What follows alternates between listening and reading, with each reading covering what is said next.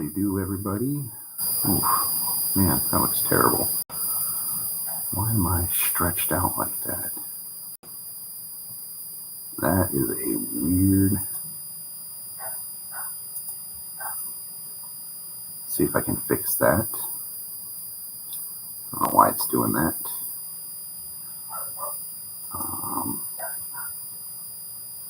That is a weird aspect ratio.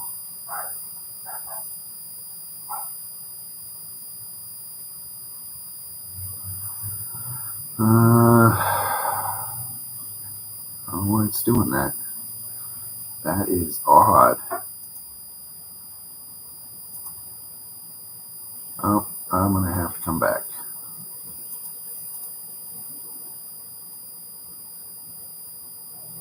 No, you know what? I'm just going to keep it. I'll just have to look weird. Yeah, well, you be quiet, Brett. So, anyway. How you doing tonight? Anyway, you're probably going to be my only viewer.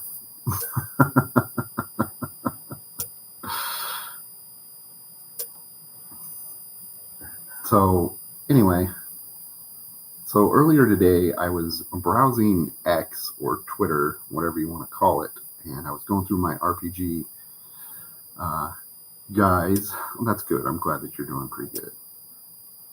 And I came across a person who had posted pictures of a Reddit. No, I do not hear a loud buzzing. There's no buzzing here.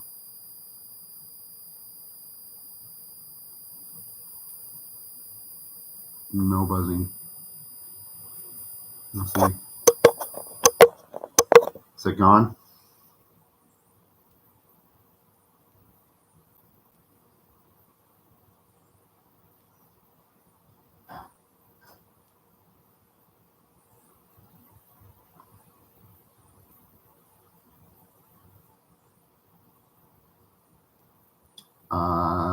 I don't know what to say. I am only using the microphone on my...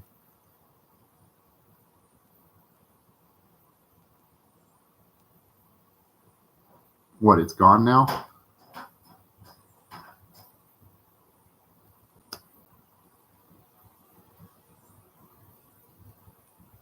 I got a little bit of a delay, Brett, so you're going to have to either type faster or something.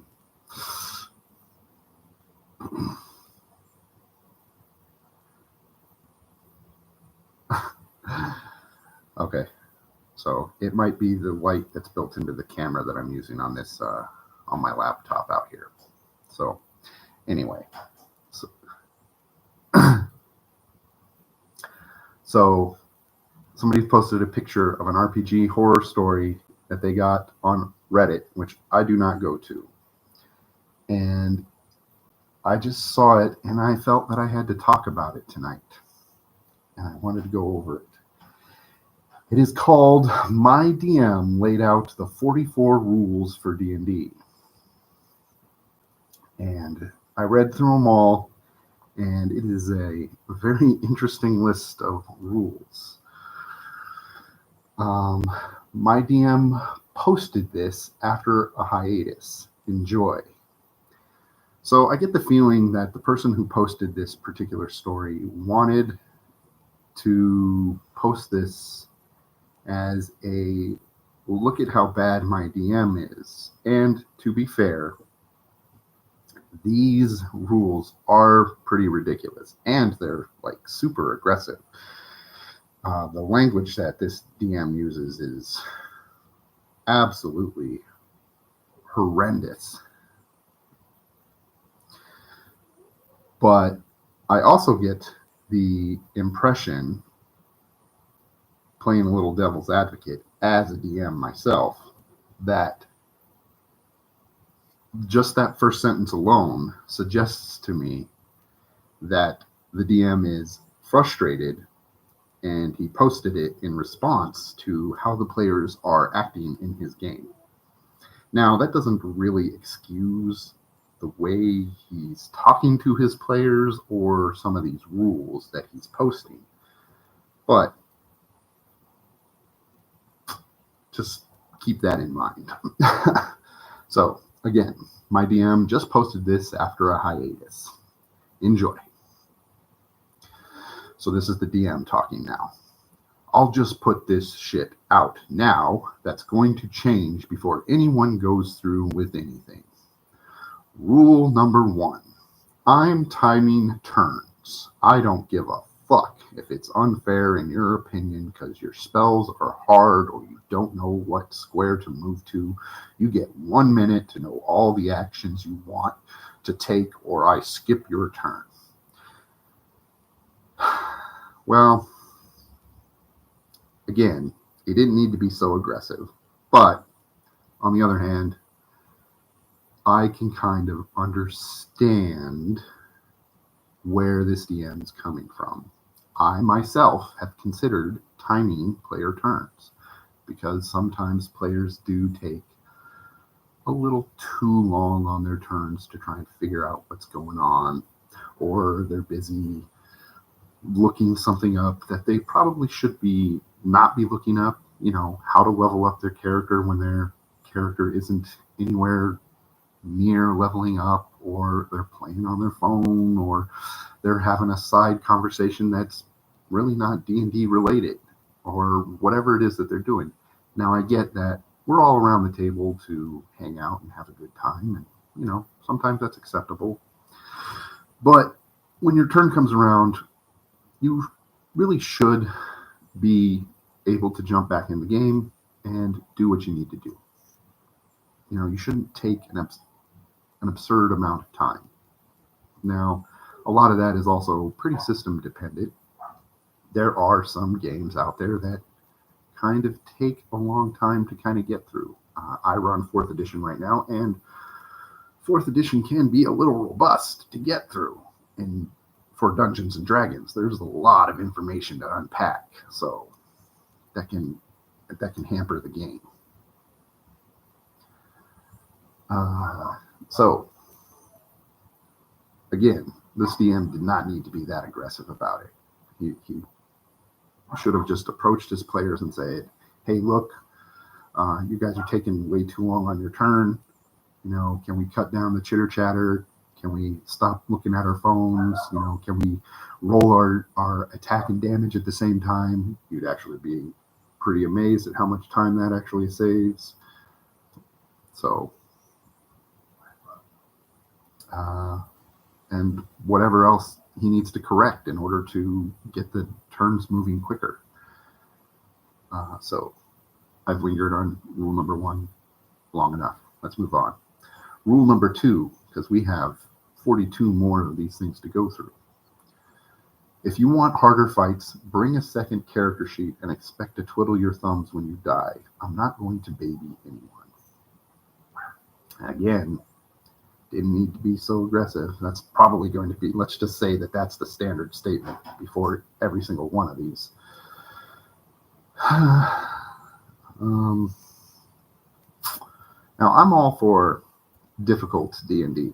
That's how I run my games. I roll out in the open. I'm a pretty raw DM, as they call it. I go by the rules. My monsters are pretty rough. I don't typically house rule my monsters or anything like that. I don't really cut my players that much slack. I don't fudge numbers in their favor.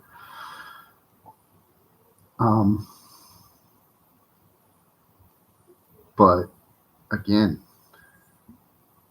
maybe just warn your players. Just use simple, honest, direct language. You don't need to be a dick about it. Number 3, this number 3 and 2 are kind of along the same lines. If you call me or my rolls unfair, I'll get up and go home. Man, that's some passive aggressive baloney right there. Yes, they do, Brett. My monsters can hit really hard. And I don't change their stats. They just are what they are. So if you call me or my role's unfair, I'll get up and go home. Man. And if you got to ride with me, you can find your own way back and suck it up. Oh, man. Can you imagine playing with this guy? Can you imagine just, that's just, oh, man. That's, I don't even know how to respond to that. I wouldn't even know. First of all, I would never call a player unfair. Not like that anyway. I might talk to a DM or a player and say, I don't think that was correct. You know, is there a reason that works the way you said it did, or are you doing something wrong or whatever? And if they point it out to me, hey, no, this plus this plus this equals this, and or I have this ability that allows me to do this. Oh, okay, cool. Or if I talk to a GM and they said, no, that's just kind of the way I'm running it. Oh, all right. You know, I can get on board with that. Or if I can't, all right, that's cool. I don't think I can play in your game anymore because whatever reason. But to deny somebody just to get up like freaking Cartman and take your ball and go home. Number 4, I'm going to take your character's loot away as regularly as you want it given out. Rule number 3 will apply here. So this DM is actively threatening to take away players' loot. That seems kind of suspect to me. I don't know if I'm not down with that. I mean, if they're in an adventure that has like thieves and stuff and it makes sense, then all right. But to just threaten to take it away, all right. Seems like kind of a douchey behavior. 5, if you don't act out any of your persuasion or intimidation or any other social checks, you fail before you even roll. You fail immediately because you aren't even trying and you're making the game lame for everyone else. God, where do I even begin on this? Dude, come on. You can't expect everybody to just... My God, I have so much to say about this. Where do I even start? God, I know I already said that, but I gotta organize my thoughts. You can't expect players to be actors. Not all of them will be. Some of them are perfectly happy to just make the role and say their character did something in the game that they personally can't or don't want to do. That's the beauty of role-playing games. Because sometimes either you don't feel like it, or you just can't do it, or you just simply don't know how. Like, I may play a character that has an intelligence of 20-something. I am not that smart in real life. I am not going to be able to solve physics problems because I didn't graduate high school physics. But my character can because he's got an intelligence of 20 plus. My character is Rain Man. I am not. So the role is going to handle that problem for me. But this guy is basically saying that, I know that's intelligence and he's talking about charisma, but I think you get where I'm going with that. You can't expect people to be charismatic if they're not charismatic. The same principle applies. If my character has a charisma of 20, I mean, look at me. This ain't winning over any ladies at the bar. But my character with charisma 20 plus. He can do it. Ay, ay, ay. Oh, God. 6. If you don't pick up cues for side quests, that's not my problem. Get over yourself. It's not a video game. It's a role-playing, pen and paper-based game with miniatures. I'm not holding your hand if you choose not to pursue shit. All right. This one, yeah, no joke, Brett.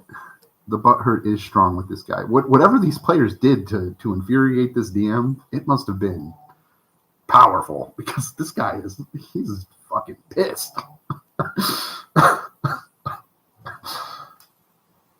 But he didn't need to respond this way. He could have just pulled his players and been like, come on, guys. I mean, how many times have I been pretty upset at you guys, but I've never done this. At least I don't think so. I don't remember tolling out a list of 44 table rules for you guys to follow. I mean, I've tried a couple table rules of certain things, but nothing quite like this. Oh my God. Where were we? Oh yeah, side quests. So the side quest thing I kind of get. He's talking about how if they don't find side quests, if they don't follow up on side quests, if he lays them out and they don't go after them, that's kind of their fault. Kind of understand that. Sometimes players just aren't interested in side quests, and if they don't follow them, then that is their fault. But again, it has nothing to do with their ego, though, as he indicates. Get over yourself. It's not a video game. It has nothing to do with their ego. Oh, maybe they're just not interested in it. Maybe you didn't make it interesting enough for them as a GM, or maybe they're just more interested in doing the main quest, or maybe there's a different issue. Maybe you have made it seem like, and my player Brett, who is in the chat right now, he has pointed out to me that sometimes I've made it seem like the main story is more the focus, and they aren't allowed to pursue side quests. And that's something that I need to correct in my game. But he has done it in a civil manner. He has come to me and he has said, or it came up in a different discussion, but he has said to me in a civil manner, not some passive-aggressive bullshit, and said, well, it seems like, we can't really take side quests, because if we do, we're going to miss out on something, or we're going to mess it up, or whatever. So, that's something I need to fix with my style. So, 7, if you move to a square in combat, there's no takebacks. Oh, God. This guy's trying to play it like a fucking tournament. This guy must be a joy at board game conventions. He must be a Warhammer player. I know Warhammer players who are like that. Counting every single little millimeter on the board. Oh, your guy's a millimeter past the line. Anybody see Big Lebowski? That's what it's like. Over the line!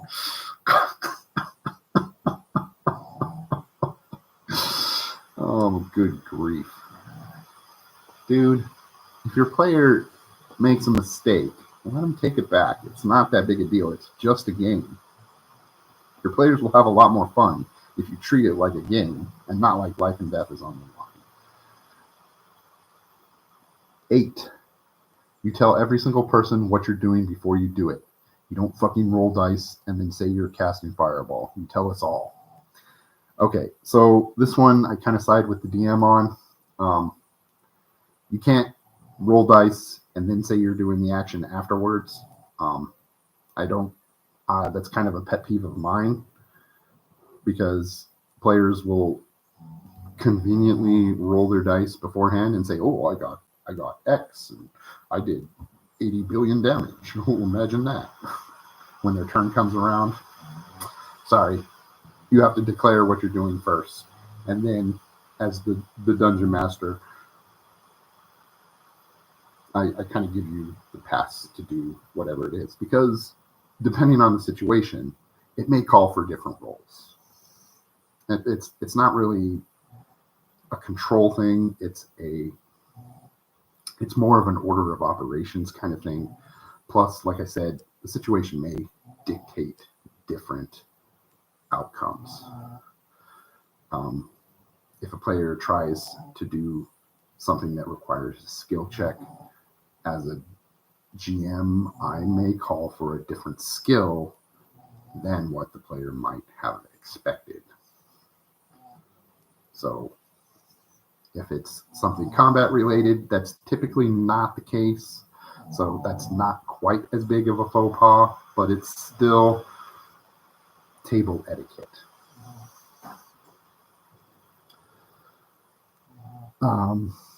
I will give out exhaustion more frequently. This is number 9. If you argue, go home, or you can actually fight me over it, or you can DM yourself.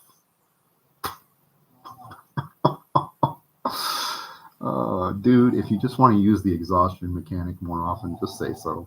You don't have to threaten people with it.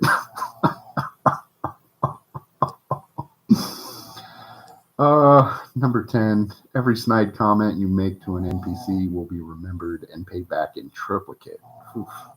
You all seem to believe there is little consequence. Okay, so this one, there's probably 2 sides to this coin.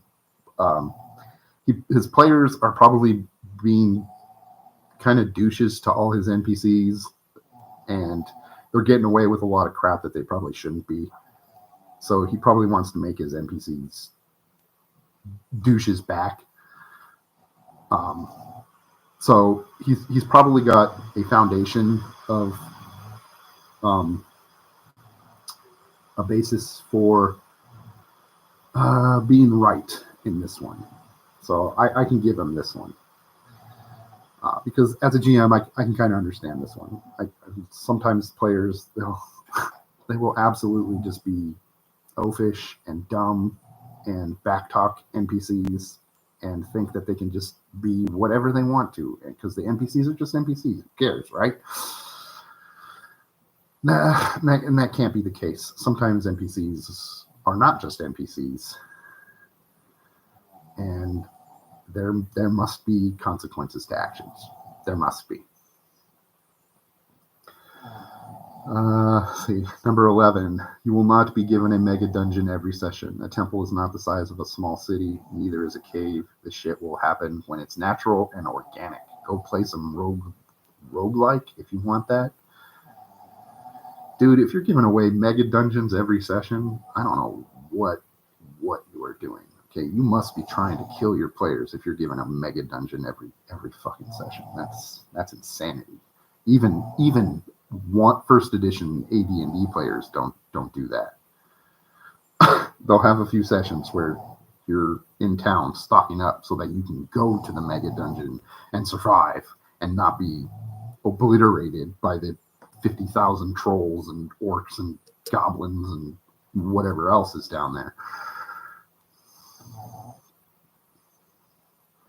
And I agree that they should be natural and organic. Whenever I design a dungeon or cave or whatever it is, I try to make it make sense. It's not just like random rooms and random tunnels and stuff like that. I always try to think of, if this was a real place, what purpose would this room have served?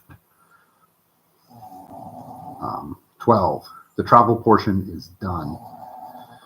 You want to travel continents, doing literal whatever you want, whenever you want. Go play World of Warcraft or play D&D with Chat GPT.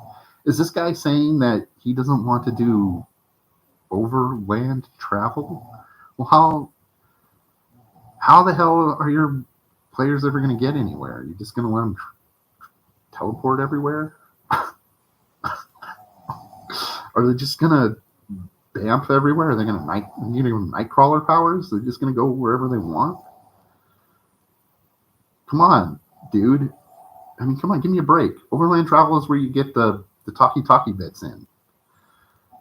That's where the players do most of their planning, and that's where they get most of their kind of buddy time together, and they kind of learn about each other and their backstories and shit. That's where they do that.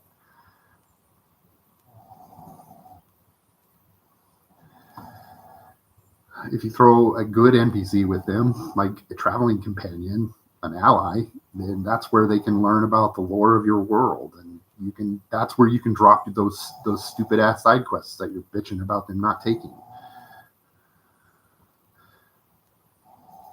13. If you're late with no good reason, I'm going to have your character's hit points for the entire session. Oh, dude, that's harsh.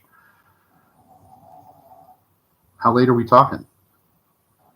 Are we talking like, I mean, is there a time limit, or is it just like if you're 1 minute late, are you gonna? Exactly, Brett. Without overland travel, there are no side quests. I mean, you're just gonna. It's just you're sitting at your home base or your tavern or whatever it is you're staying at, and then bam, you're at the main quest. Okay, go. What a fucking boring game. So if you're late with no good reason, I want to know what this guy thinks is a good reason for being late. My wife died. Was that a good enough reason? I'm going to have your character's hit points for the entire session. Dude, that's unreasonable. That's unreasonable. Man, this guy is super pissed. 14. If you don't show up for no good reason, and that will be determined by me alone. This guy's a DM freaking Nazi. If no one else has the guts to say shit for fear of upsetting one another, the first time you'll find yourself losing either a whole level or up to 3 major items of your own. The second time you do it in a row, you'll be removed from the chat and the group, full stop. Okay, so he runs like on Discord or something. I have no fucking time for people to not show up. So he must have a problem with players always being late or not showing up. Well, welcome to D&D, buddy. It happens. That's a staple of the hobby, especially as you get older and, you know, people have like real lives and they don't spend their entire life in an imaginary world. 15. If you get too stoned or drunk to play, I will go home without warning. Your warning is here. Okay, that one I can kind of agree with. But you know what? Sometimes stoned or drunk people are kind of funny to play with. Because you can do weird things with their characters, and they won't have any fucking clue. 16. If you get up for a bong or smoke or whatever breaks every 10 minutes, I will simply pack up and go home. I'm sick of waiting for every bloke to be at the table. Okay, that one I can kind of get on board with. If you have a chronic smoker who has to get up every 10 minutes for a smoke break, that's kind of irritating. They should be able to curb that. 17. Guidance. Divination spells, owls, and whatever spells I decide are too fucking stupid are banned outright. No more fucking guidance. Dude, you have to give your players guidance sometimes. One of the key principles of being a game master is you have to remember that your players don't see what you see. No matter how clever you think you are in giving out your clues for your side quests and your main quest and all your bullshit, the players don't see it the way you see it. They see it the way they see it. And each one of your players, I guarantee, each see it differently. That's where the problem of theater of the mind comes into play. That's why the great debate of theater of the mind versus battle grids actually comes into play. Some people miss details that others might pick up on. And that's where we all discuss things and try to figure out where the breakdown in communication is. Have you ever played a game of telephone? Guidance, divination spells, owls, or whatever spells that you think are fucking stupid are a great way for you to correct this error in game without having to break the immersion. You don't have to pull your players aside and say, oh, when I said this, I meant this. Did you guys get that? So that rule's dumb. 18. You get one chance at a skill check. If you fuck up, your party doesn't get their chance to do the same check. Think careful who's good at what. Now this, I kind of agree with. I don't allow piggybacking in my game either. If one player makes a particular skill check, I don't allow other party members to say, oh, I want to try that too, because that's dumb. Now, because also there's rules in D&D that allow players to do something called a group check, where they all make a check kind of together, and they add like I don't remember how it works in every edition, but they all add bonuses to the primary skill checker's ability, or you take the highest of the group or something like that. But there's a way for the group to all participate in it. Plus there's skill challenges, which is a great way to turn such an event into an encounter.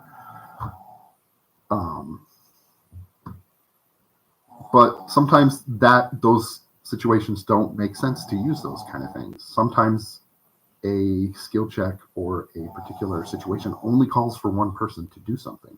Adding other people actually kind of gets in the way. And it makes more sense for that person. If they fail, well, they just have to suffer the consequences. So this one I'm kind of on board with. Again, like I said, with most of these, it doesn't need to be that fucking aggressive, man. 19. Discussion of metagame details in game will result in instant damage to your character. Metagame, the hot topic of the day. Spicy. First of all, doing instant damage to your character is not something you should ever do. We joke about it at my table, I'm going to kill you, I'll take away levels, blah, blah, blah, blah. I've never done that. At least not to my knowledge. But there's good metagame and there's bad metagame. Metagame can actually help you. It can help you solve problems that with your narrative, it can help you solve problems with how your game is flowing.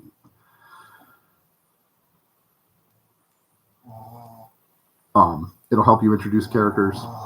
I don't care how great a DM you are. If a player dies and you have to introduce a new character on the fly, use metagame. Don't waste time trying to figure out a big long story.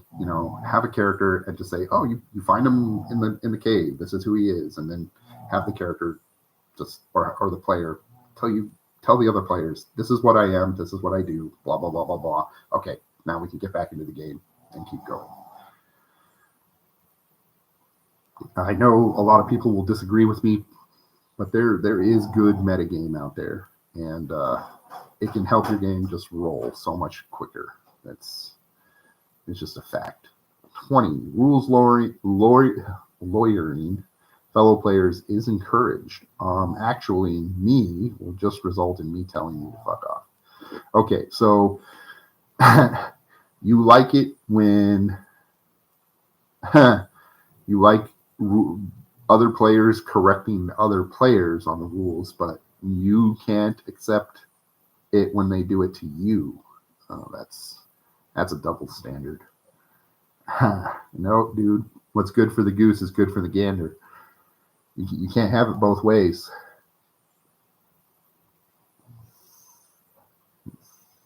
I'm sorry.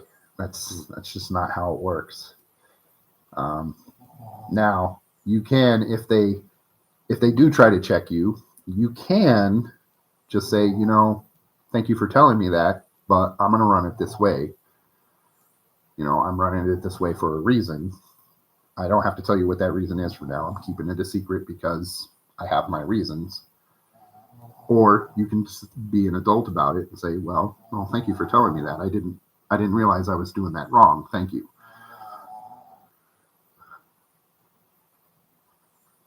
You don't have to tell them to fuck off. That's rude. 21. You roll your dice within view of two players who aren't your standard. You roll them neatly and you roll them on the table. Failing to do these three things will auto-fail whatever roll you did.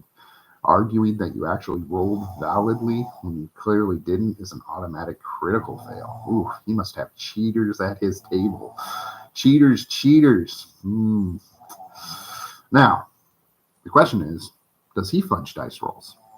Because again, what's good for the goose is good for the gander. You can't be fudging dice rolls as a GM and tell your players that they're not allowed to do it. Sorry, man. The stick bats both ways.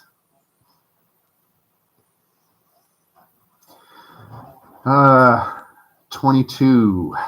In fact, you know what? I got to take care of something real quick. I'll be right back.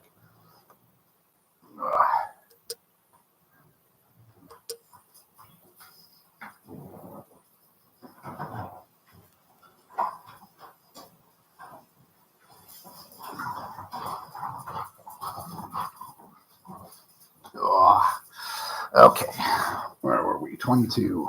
Instant death traps. You can hear a lot of pug noises. Instant death traps and mechanics are coming into place. If you call these things unfair moving forward, I will laugh at you and tell you to fuck off and cry some more. Man, this guy. All right, so I'm actually not quite sure how I feel about this one. I don't think I've used an instant death trap. Pug noises. All right, I know I trapped you guys outside for a little while. I didn't mean to leave you out there for so long, but it's just the way it is. That's what happens when you pee in my cave.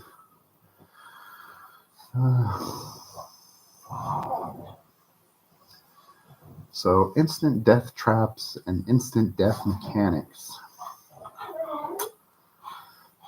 Do you give them a save?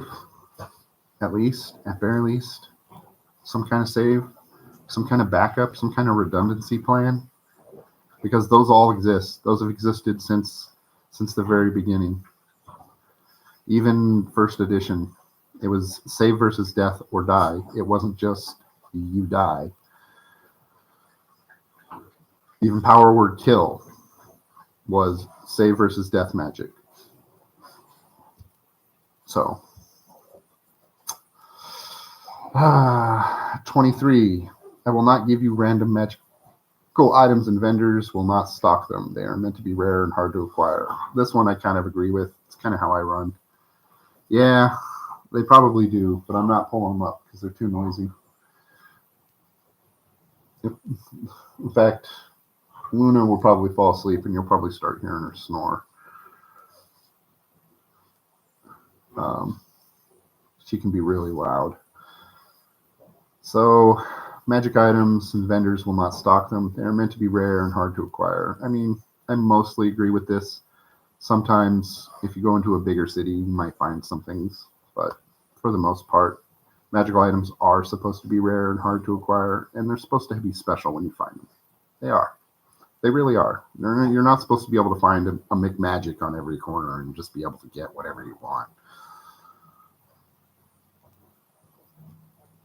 24. Random encounters in the form of random dragons or strange mysterious road trader or a band of goblin prostitutes isn't going to happen. Go play Baldur's Gate 3. Dude, random encounters are actually really rad. I've thought about incorporating them into my fourth game.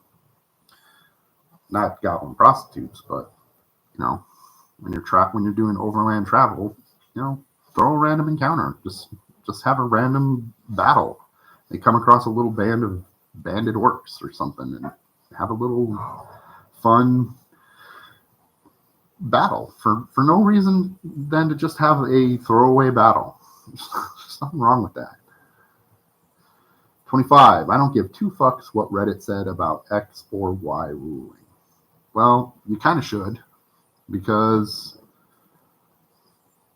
as a group, as a community, whatever you want to call it, we kind of learn from each other. You know, I learned a lot by going not to Reddit, but you know, to X, Twitter. I don't mean X on there. To Twitter or to the Facebook forums or whatever else. I learned a lot about how the rules work. Yeah, exactly, Brett. Random can be super fun. You never know what's going to turn up. It could be something really cool or something super dangerous.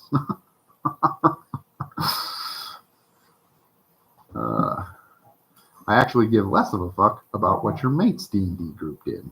Wow, that guy's. Okay, so this guy sounds to me like this guy is actively trying to destroy his group. He's like trying to push everybody away. He wants to play D&D by himself. Sounds like this guy needs to go play Baldur's Gate 3. Saying 27, saying anything to me about other players not liking me doing X or Y without them actually saying it directly to me will result in me kicking you out of the group. Don't use someone else to push your own agenda.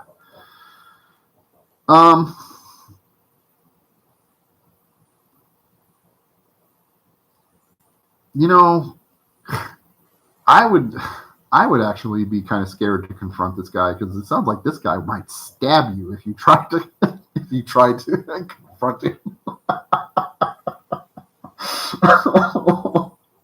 Sounds like this guy would take his pencil or pen and try and stab you if you tried to contradict anything that he's saying here.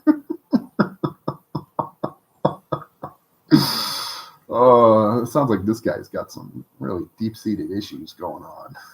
Again, like I said, it sounds like his players kind of drove him here. I don't know how this guy started out. I can't say because we've only got the list of rules that he posted after coming back from a hiatus. So it sounds like he was running a game in a Discord server or some kind of forum or chat group or something. He left for a while and then came back and posted all this crap. And his players drove him to this. That's what it sounds like.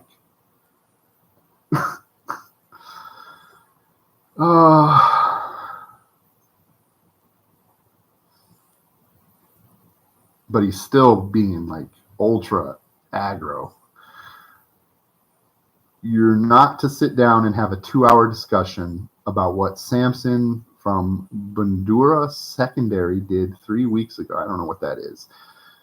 3 weeks ago when you come to play. Take the 15-20 minutes I used to set up and review my notes to talk to each other, then sit down to play. Okay. Come on, dude. You need to lighten up. All right. You know, I used to be kind of like this. You know, we're here to play D&D, so let's just play D&D. You know, fuck off with your socializing and having fun.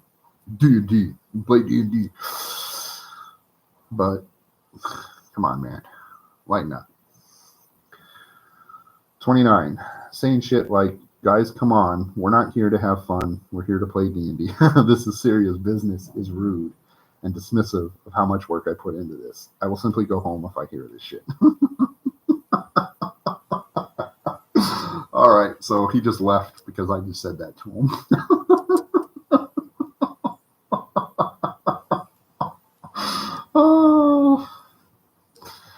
Oh my God. My goodness, this guy. Come on, man. Dude, I'm not going to touch that. 30. Don't fucking order food randomly. We will eat together at a specific time or not at all. I don't want food shit all over my things. What the hell, man? Why is food getting... Yeah, I don't... I want to know too, Brett. I think that this DM, like, they drove him crazy. This guy turned into the... It's like Batman pushing the Joker into that vat of the chemicals, man. He came out all freaking psychotic. He's telling them that they can only eat at a specific time or not at all. I don't want food shit all over my things. Dude, how are they getting food all over their thing, all over your things? Is it your stuff all over the table? Do they not have their own little playing space? Do they not have their own books? Do they not? I mean, if they want to get like Cheetos and Doritos and Chinese food and shit all over their own books and dice and character sheets and stuff, whatever, who cares? I don't give a crap. I mean, yeah, don't get that shit all over my stuff, but I keep all my stuff in my area. I have my own like personal bubble.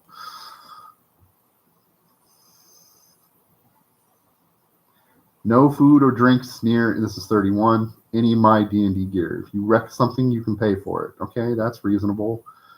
I let one person trash my DM screen once, and I never had it replaced by them. In fact, I had that person attempt to gaslight me into believing they didn't wreck my shit at all. I'm not stupid. You're an adult. Accept responsibility. That one I can get behind. If you wreck my shit, replace it. 32. Arguments between party members outside of roleplay will be resolved by me giving the definitive ruling. What are you, a judge?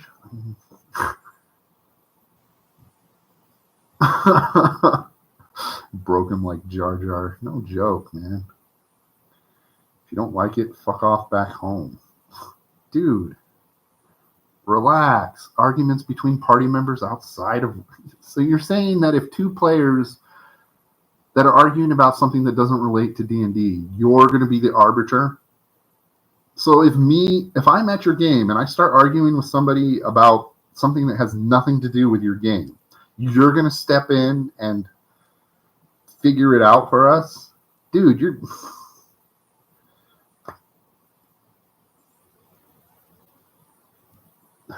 33. I don't give a fuck what they did in Critical Role. I can get behind that. I don't give a fuck what they do in Critical Role either.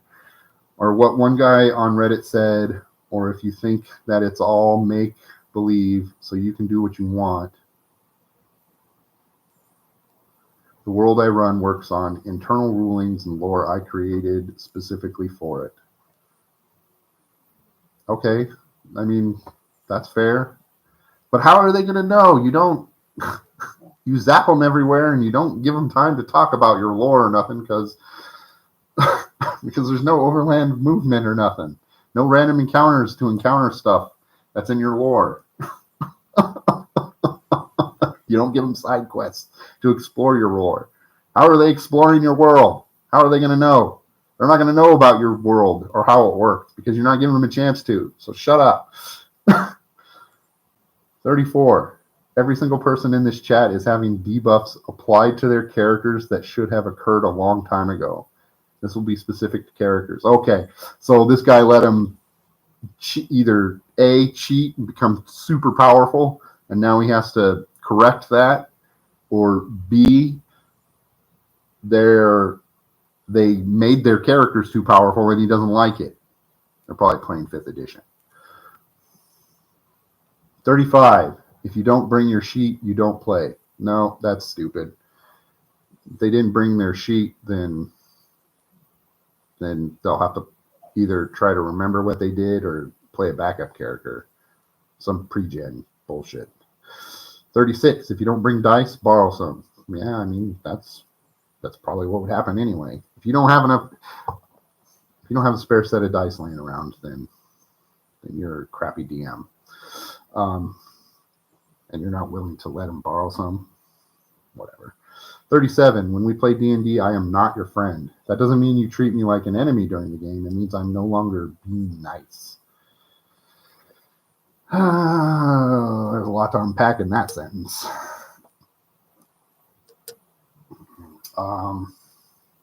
No, when we play D&D, I am absolutely your friend. But I'm the referee of D&D. So I am absolutely trying to kill you. As the DM, but not your friend.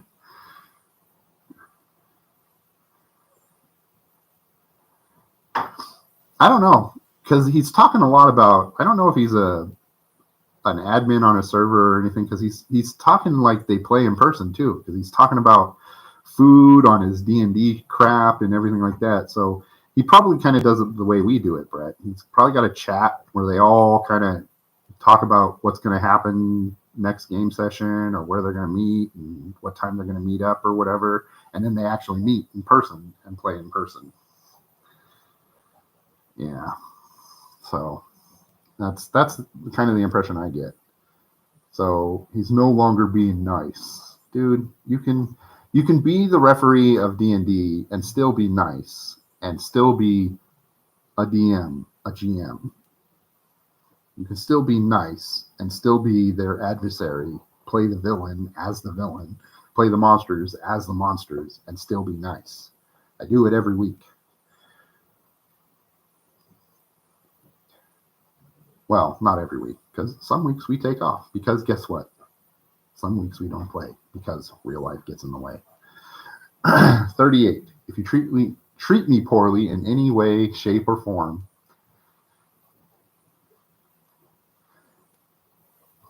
after or during or before the game due to something that happened in the game, you're out.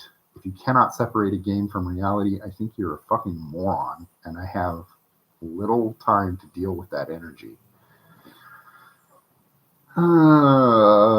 Dude, if you have players that can't separate game from reality, you should probably suggest therapy to them. And you have to be careful with playing this game anyway, dude. Players are going to get attached to their characters, and they're not going to like it when you kill them or you apply like buffs and stuff that they don't think they deserve. You know, if you do, and especially if you're acting this way to them, if you're being a douchebag to them, if you're telling them, if you're giving them half hit points for being 5 minutes late, or, you know, you're telling them they can't play because, oh, they forgot their character sheet, you know, you're not giving them a chance to play, or, you know, you're telling them that, you know, you're getting up and being all passive aggressive and shit, and they're telling you to stop being an asshole, and then, you know, you're kicking them out for that, dude. They're going to be mean to you. 39. You will submit your spell lists daily in game. If you do not give me a spell list each in-game day, you will not be allowed to cast a single spell or cantrip in combat. I do not trust you guys to not use this against me. Well, this one's actually kind of fair. There have been times when players kind of abuse the way the spell casting system works, so you gotta kind of watch that.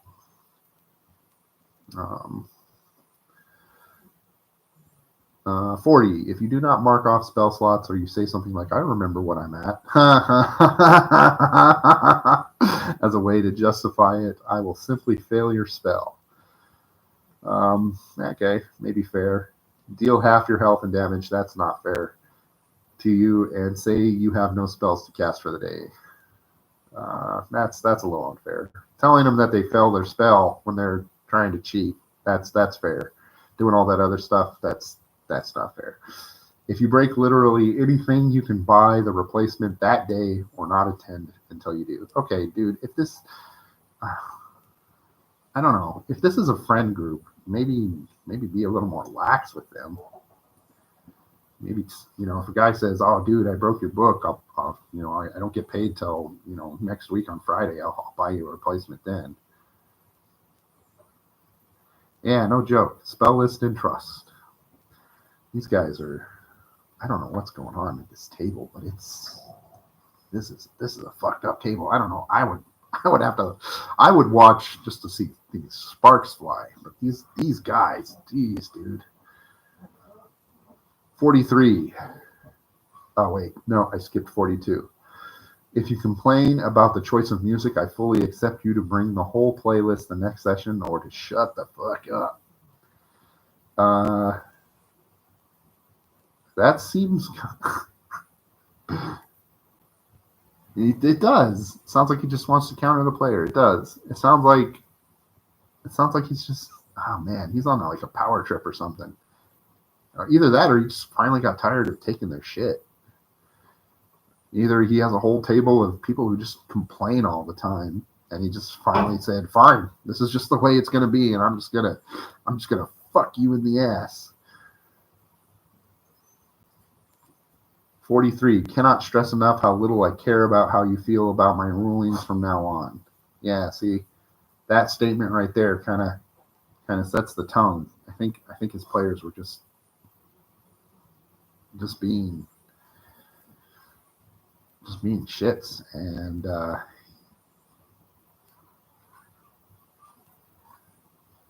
and rule 44. I'm never just threatening you, I'm promising you. Oh, good grief. Okay, so, oh my god, this guy.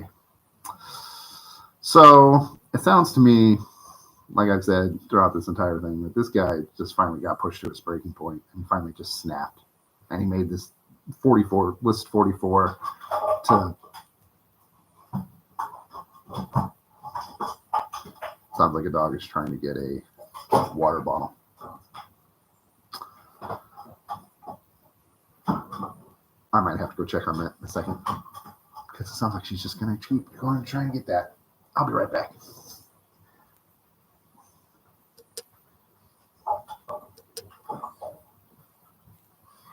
Hey, yeah.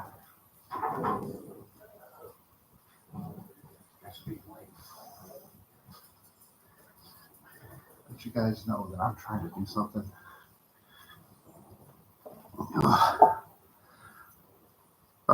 So this guy just sounds like he just got pushed to his breaking point and finally just decided to lash out. And he didn't lash out in a healthy way. It was Cartman-like, man. Oh my goodness. I couldn't play in this group. I would have to leave, because no D&D is better than bad D&D. And this guy sounds like he's going to be playing bad D&D. Just sit there and don't talk. And don't expect to have fun unless I give you permission to have fun. And don't do anything. Oh my God.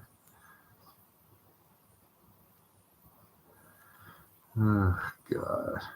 I cannot. So much wrong with this. I think both parties are at fault here.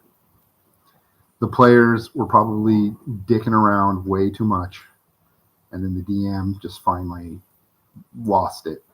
That's not to say that the DM is in the right. The DM had no business making this list, and the DM during the play probably wasn't any better. He was probably poking and prodding them, and he didn't correct the behavior of the group during leading up to this point. That was his big mistake. He let them get to this point.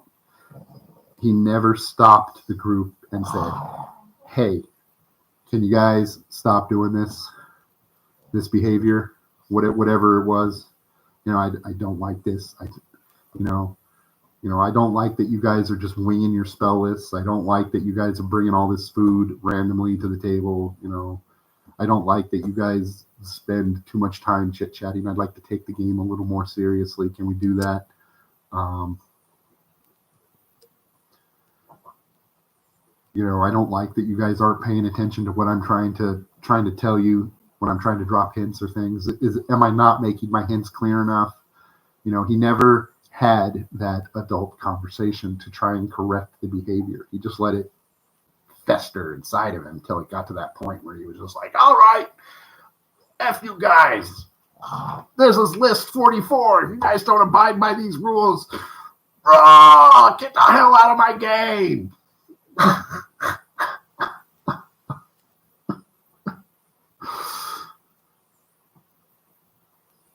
And if you don't like it, I'm gonna kill your characters, because I can't kill you in real life.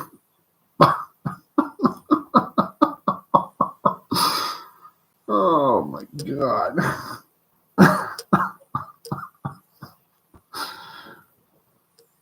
Jeez. Sheesh Louise. This is so much. That is ridiculous. I think it's just like, man.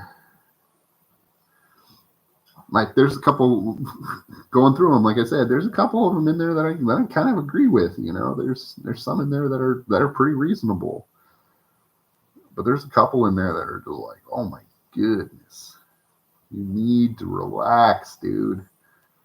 We're playing a game. We're playing elf games.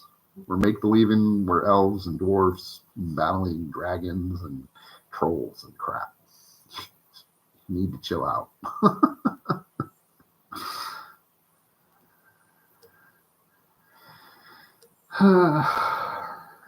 This is a guy that takes his games way too seriously. So I thought I would bring that up and share it with you. I found it way too funny, and just like it's an interesting thing to bring up, because this, I guarantee you, this is not a one-time thing. This has probably happened multiple tables all the time. It's probably happening right now as we're talking about it, as you're listening to me talk about it.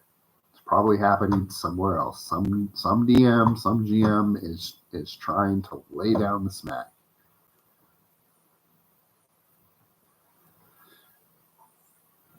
Because his players either pushed him to it, or the GM is trying to, I don't know, he has some kind of control issue at his table, and he's trying to, so wish I was a fly on that wall.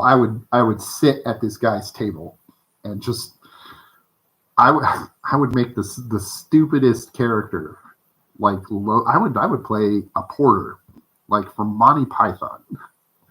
Just no real stats or anything. Just wear the stupid big backpack and carry around the coconuts in this guy's game.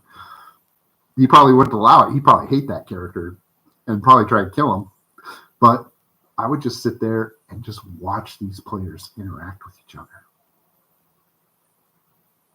And it would be, I'd just watch the table implode. You know, the first time I was there, it probably wouldn't happen, because they probably put on that air of, oh, we're okay, we're a good group, join us, play with us all the time. Look at how cool we are, because that's what most tables do. And then after a couple sessions of that, it would start to break down. The player who doesn't keep track of his spells, I would notice him. Oh no, I know what I'm at. I've got 4 level 3 spells left. I've got 4 level 5 spells left. But you cast Fireball like 4 times already, dude. Oh, it's okay. I know what I'm at. See that start breaking down. The GM would try to call him out on it. You're a warlock. You've only got like 3 spell slots. Oh no, I know what I'm at.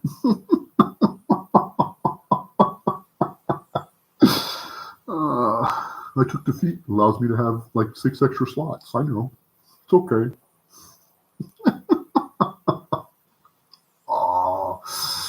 Oh man. And then of course we got the other guy. Oh, Matt Mercer allows people to do it. Dude, shut up. God. Oh my goodness. Like I was saying, so this happens all the time. GMs, and it's actually an increasing problem, because GMs are in such short supply. This is one of my pugs. This is Ari. Ari, say hello. Say hello to everybody. No, she's not sick. That's just how she breathes. Come on, get out of here. Because GMs are in such short supply, and GMs want to keep their games together, they're willing to put up with so much crap from their players. And they're not willing to deal with the problems at their table. They're not willing to say, hey, you, player that's causing me grief, cut it out, or I'm going to kick you out, or we're just going to stop playing, if it's a whole table of players that are doing it.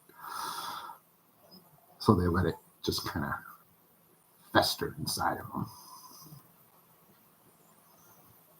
So this player posted this, probably thinking that everybody's going to be on their side. And that, the DM's being a total garbage, piece of garbage.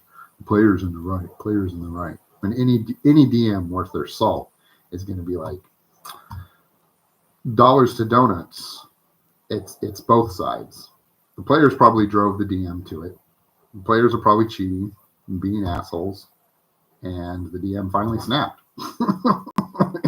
And he's probably done with it. Now, DM shouldn't have gone that far, but if you got shitty ass players, they're going to push you to that.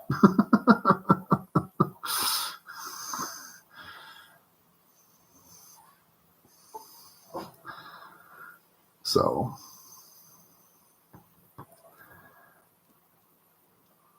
oh my goodness gracious. So, yeah, I just thought that was hilarious. I saw that. And the Twitter post, somebody out there's causing trouble. They heard a noise. I got to check it out. So let's take a look at the Twitter post here. Let's see what the comments say here. Like I said, I don't have a Reddit, so I'm not going to check that out. So let's see.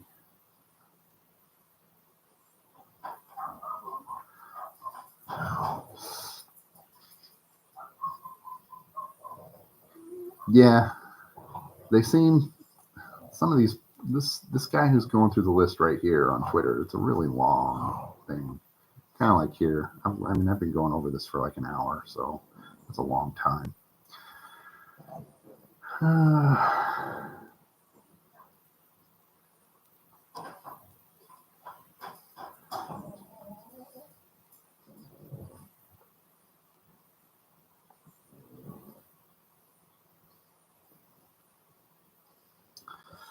This guy seems to be on the side of the player.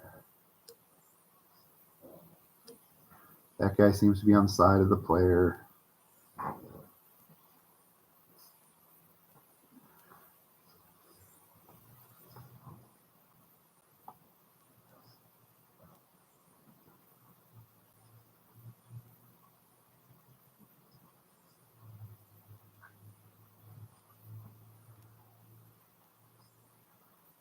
This guy gets it.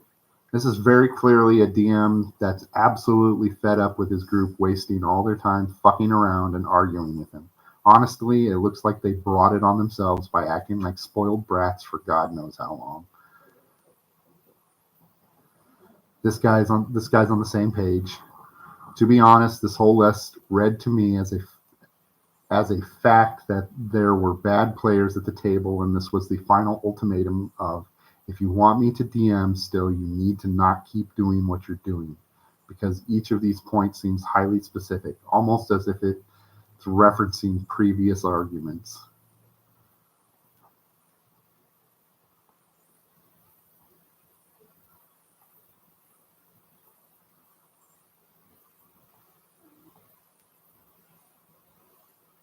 Yeah. So there's a few people in here that get it. But most of these people, they don't. They're on the side of the player, and they're just saying, "Oh, he's a bad DM. He's a bad DM. He's a shitty DM. He shouldn't be talking like that to his players." Blah blah blah blah blah. And, for the most part, he's right. They're right. He shouldn't be that ultra aggressive. But again, making that point. This DM snapped at his players for a reason. He didn't just wake up one day and decide, you know what, I'm gonna be a total asshole for no reason. Usually, this comes from something happening. Something pushed him to this point. These rules. Let's put it this way: these rules are very specific. If you listen to them, there are 44 specific rules about specific things. They're not just generic, like, this is the way we're going to play the game.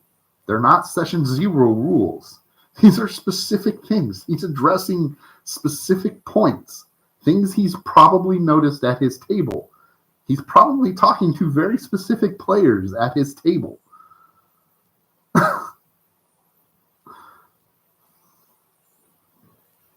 So if you look at it with that critical lens, I mean, really. So anyway, I think I've talked long enough about this stupid ass list. So I just wanted to share it. I felt I needed to address it. It felt like it would be fun to kind of go through it, talk about each one, and just it cracked me up because on one hand I sympathize with him, on the other hand I sympathize with the players, and so I can understand both sides of the argument. So I thank you guys for joining me, and I will talk to you all at some point in the future. I don't know when. It's been kind of crazy hectic, and I haven't really posted on my channel in a long time. I don't know when I'm going to get around to doing anything. I have a couple recordings for some games that I did, but I don't know how they've turned out. I'll have to look at them and see if I can cut them together, edit them, and maybe I'll put them up if I like the way they turned out. If not, then I'll try to put something up sooner. I know I still would like to do Journey's Middle Earth solo play, but I don't know if that's still on my backlog to play. But I've been really digging simpler, more lighter, easier to play solo games. So Journeys in Middle Earth is kind of a long game to play, and it's a campaigner, so it's multiple plays of long games. So it would be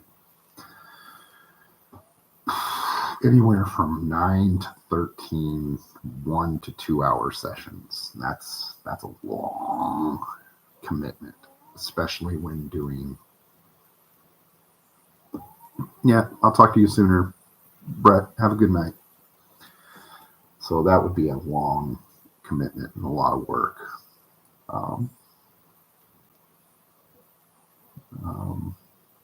But so I don't know if I want to do that. But I'll get something out. I'll put something up here. Maybe one of these Fridays I'll record one of our D&D sessions. That can be kind of fun. You can see how we interact at our D&D game. It's just a bunch of a-holes kind of interacting with each other around the table. Don't expect anything like Critical Role. That's all I gotta say. It can be kind of boring, but maybe I'll do that. Anyway, I'll talk to you all guys later. And I hope you all have a good night. And just remember to play more games and have fun doing it. Don't be like that guy or his players. Have fun. Just a game. Talk to you later.